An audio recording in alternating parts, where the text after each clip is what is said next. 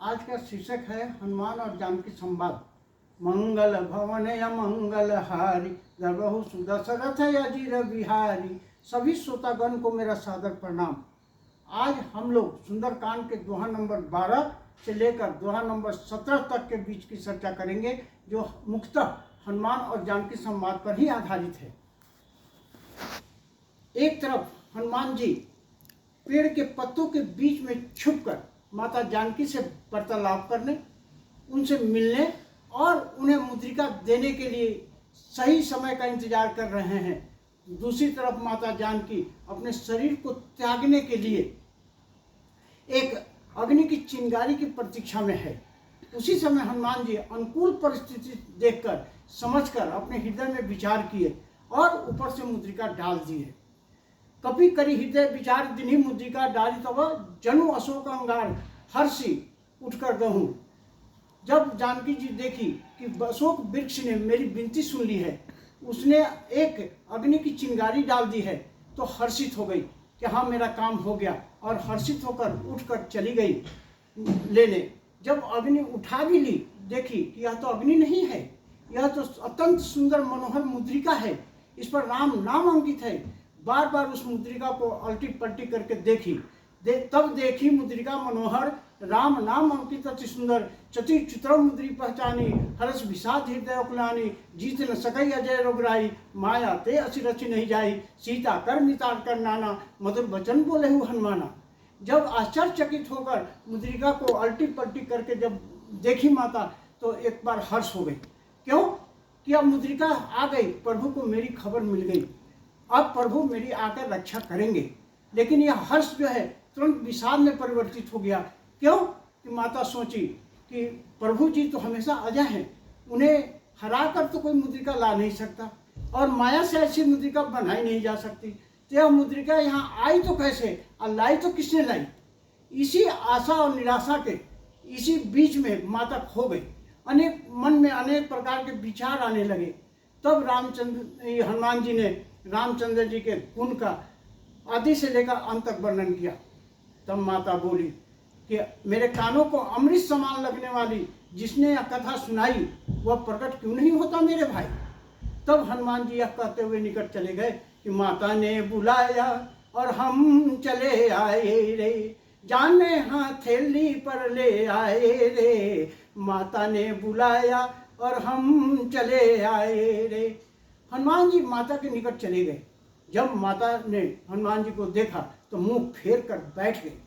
दोनों के बीच में 36 का आंकड़ा हो गया, दोनों का मुंह दो तरफ हो गया। तब वार्तालाप कैसे होता हनुमान जी समझ गए। तब हनुमान जी कह रहे हैं कि हे माता, मैं रामचंद्र जी का दूत हनुमान हूँ।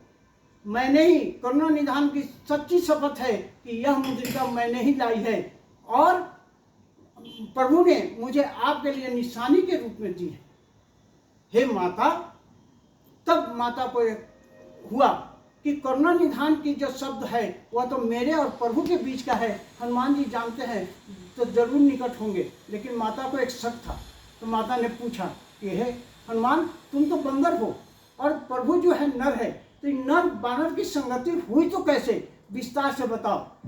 तब हनुमान जी ने नर बानर की संगति जैसे हुई विस्तार से माता को बताया।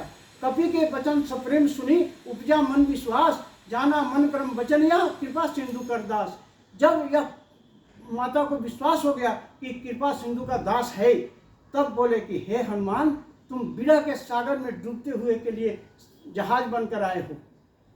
तुम बताओ प्रभु, भाई लक्ष्मण के सहित कुशल मंगल बताओ। तब फिर बोल रही है माता, यह भी कहो कि क्या प्रभु मुझे याद करते हैं, कभी उन्हें देखकर मेरे नयन शीतल होंगे, कभी वो मेरे पास आएंगे। प्रभु तो हमेशा दयालु और कृपालु हैं, हमेशा सेवक की सेवा करते हैं, फिर मेरे लिए इतनी निष्ठुरता क्यों धारण करके रखी है। तब हनुमान जी मधुर और विनीत वचन में बोले कि हे माता, प्रभु भाई लक्ष्मण सहित शरीर से तो कुशल है, परंतु आपके दुख से दुखित होते हुए मानसिक रूप से दुखित हैं। आपके लिए प्रभु के हृदय में आपसे कहीं दुगुना प्रेम है। प्रभु ने आपको एक संदेश भेजा है रघुपति कर संदेश हूँ अब जननी धर धीर अस्कई कवि गदगद भयहूँ भरे बिलोचन नीर। हनुमान जी ने प्रभु का संदेश सुनाया। संदेश क्या था? रामचंद्र जी कह रहे हैं कि हे सीते, जब से तुम्हारा वियोग हुआ है तब से सारा कुछ प्रतिकूल हो गया है। लोग सहायता देने वाले भी दुख देने लगे हैं। एक मन की जो पीड़ा है किसी को कहने से कम हो जाता है, लेकिन कहूँ तो किससे कहूँ? मेरे और तुम्हारे बीच का प्रेम का रहस्य एक मेरा मन जानता है, और वह मन भी तेरे ही पास है। इसी से ज़्यादा समझो और इसी से सब कुछ समझ लो। जब प्रभु का संदेश माता सुनी तो माता गदगद हो गई और सुधि खो गई। तब फिर हनुमान जी बोल रहे हैं कि हे माता, प्रभु आपके लिए विलम्ब नहीं करते, लेकिन प्रभु को आपकी खबर नहीं थी। अब प्रभु को आपकी खबर मिल जाएगी तो प्रभु जरूर आएंगे और इन राक्षसों को मारकर प्रभु आपको ले जाएंगे। क्यों? कि प्रभु के पास में अग्निबाण है और राक्षस पतंग के समान है, इसलिए इन आपको ले जाएंगे। और निश्चल निकट पतंग समान रघुपति बाण किसानु जन्नी हृदय धीर धरु जरे निशाचर जानू। ये लोग जला हुआ ही समझो और धीरज धरो, कायरता छोड़ दो। तब फिर हनुमान जी कह रहे हैं कि हे माता, मैं आपको यहाँ से अभी लेके जा सकता हूँ, लेकिन प्रभु की आज्ञा नहीं है, प्रभु की कसम है कि आज्ञा नहीं है, इसलिए मैं आपको नहीं ले जा रहा हूँ।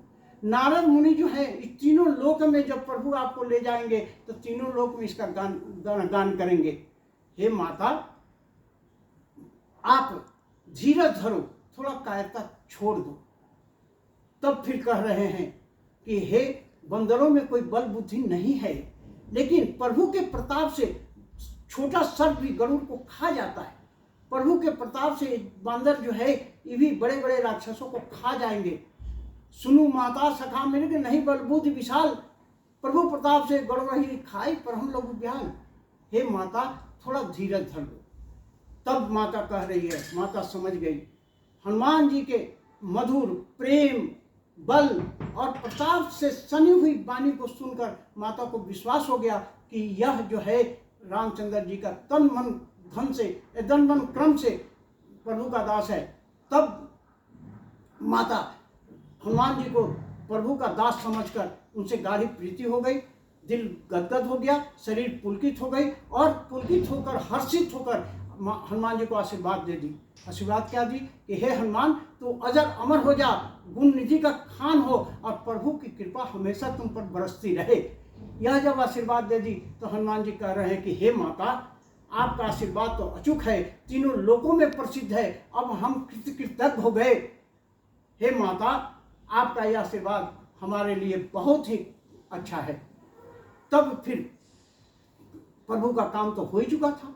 माता का जो पता लगाने का काम हनुमान जी को दिया गया था हो गया था, लेकिन हनुमान जी को और कुछ जानकारी चाहिए थी, इसलिए हनुमान जी एक योजना तैयार की और योजना के तहत ही बोले कि भूख लगी है हे माता, और फल बड़ी सुंदर सुंदर है, खाने की इच्छा हो रही है। भूख का तो बहाना था, रावण के दरबार में हनुमान जी को जाना था।